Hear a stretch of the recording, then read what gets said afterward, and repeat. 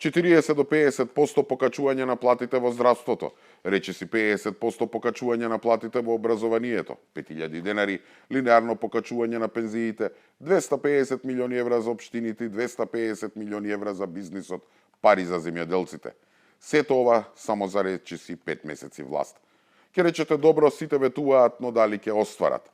Не, драги мои, ова не се празни ветувања, ова се постигнати и подпишани договори.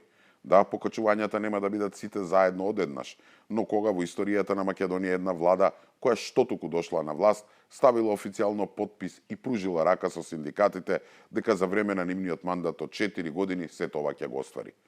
Работата е што на народот не му се верува од едноставна причина, што после 7 години власт на СДСМ и ДУИ, тие престанаа да веруваат во било што. Колку и да е тоа очигледно, тие не може да се соочат со фактот дека во Македонија има нова власт, која не седи само со скрстени раце, туку колку толку се обидува да ги придвижи работите напред. Ги гледаме оние видеа како ноќе под рефлектори се градат патишта и не можеме да им веруваме на сопствените очи и мислиме дека станува збор за некое друго место, за некоја друга држава. Дури успеа да ги натераат и они од Бехтел Јенка да почнат да копаат и асфалтираат. Договор што насила го подпишаа СДСМ и ДУИ, тоа под раководна палка на Груби, сега дури почна да се спроведува. После толку дадени милиони дури сега се копа. И кога се копа, дури ни во тоа не се верува. И тоа што го прави владата не е нешто невообичаено, нешто специјално или уникатно. Тоа е работа, затоа се избрани, затоа се поставени министрите таму. Така се однесуваат владите на секаде во западниот свет.